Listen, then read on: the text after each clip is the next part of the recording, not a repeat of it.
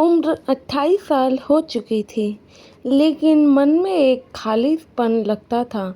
अच्छी नौकरी और सब कुछ, पूरा परिवार साथ होने के बावजूद, अच्छे दोस्त होने के बावजूद, क्यों हमेशा ही शिवम को अपने मन में खालीपन लगता था।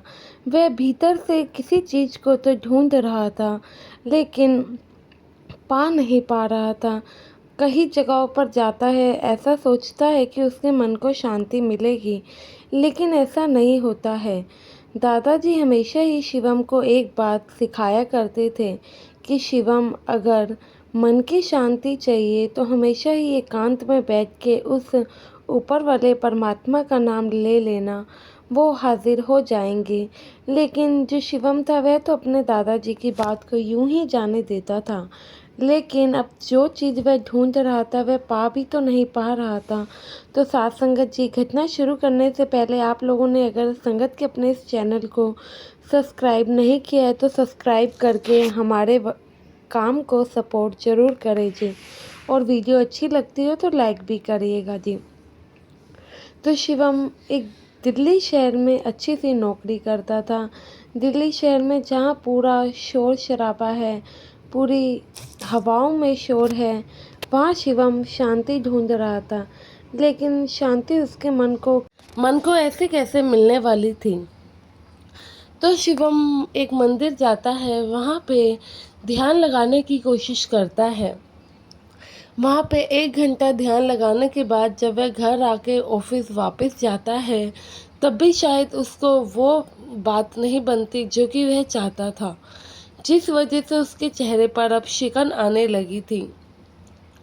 कोई भी सामने वाला व्यक्ति देखकर बता सकता था शिवम किसी न किसी बात से तो परेशान जरूर है।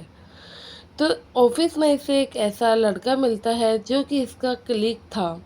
वह पूछ ही लेता है कि और शिवम भाई, आखिर तुम्हें क्या परेशानी चल रही है जो आजकल तुम इतना परेशान रहते हो? घर में कोई दिक्कत तो नहीं?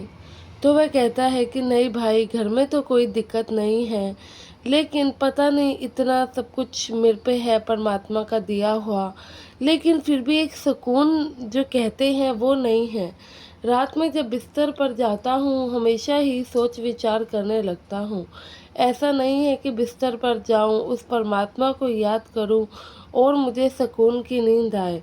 नींद तो आती है, लेकिन वो नींद में चैन नहीं होता है। दादाजी कहा करते थे, अगर हमें शांति चाहिए, मन को शांत रखना है तो सुबह एकांत में बैठना चाहिए। वो भी करके देखा, लेकिन समझ नहीं आया। तो फिर इसका दोस्त बताता है कि भाई, मैं जानता हूँ कि तुम्हें शांति कैसे मिल सकती है।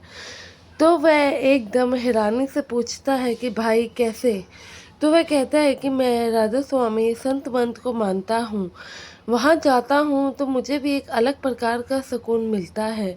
अगर तुम्हें कोई आपत्ति ना हो तो तुम भी मेरे साथ चल सकते हो। यह सुन के तो मानो कि शिवम के मुंह पे एक अलग ही लाली आ गई थी। तो वह कहता है कि भाई कब जाना है? तो जो इसका कलीग था वो कहता है कि चलो इस संडे तुम मेरे साथ चलना।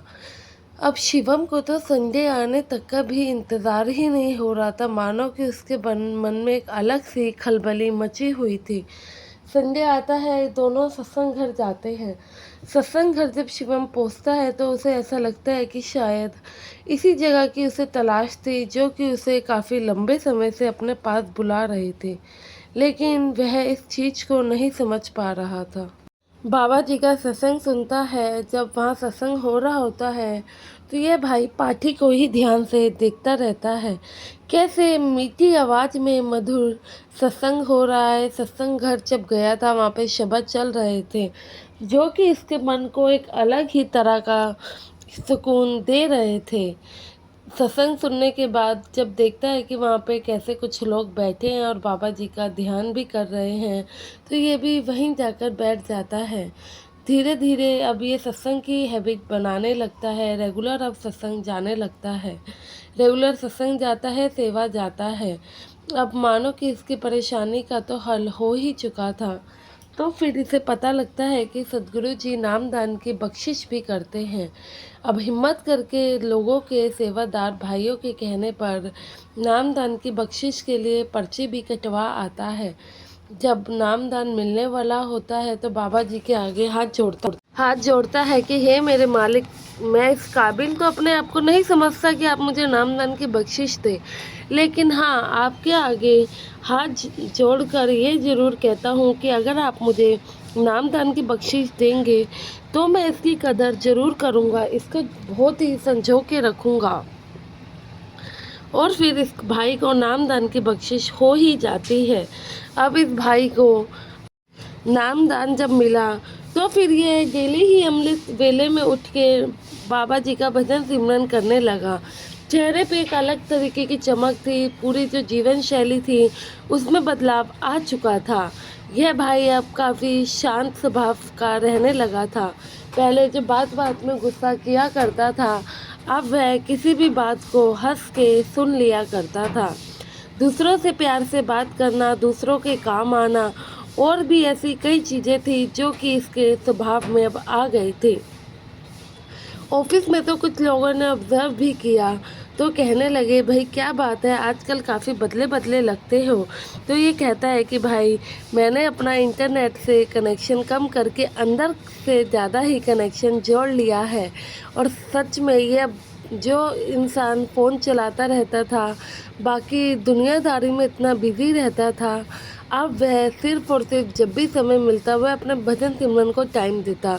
बाबा जी के बताए हुए समय से भी ज़्यादा ये भजन सिमरन को ही वक्त देता था, जिस वजह से इस सब लोग इसकी ऑफिस में भी तारीफ़ करने लगे थे कि तुम्हारे स्वभाव में सच में काफ़ी बदलाव आया है। अब तुम पहले जैसे नहीं रहे हो, जो कि थोड़ी सी भी कुछ हो जाने पर गुस्सा कर देते थे। अब तुम हर चीज़ को आसानी से एक्सेप्ट कर लेते हो और जैसा होता है उसी को मान लेते हो।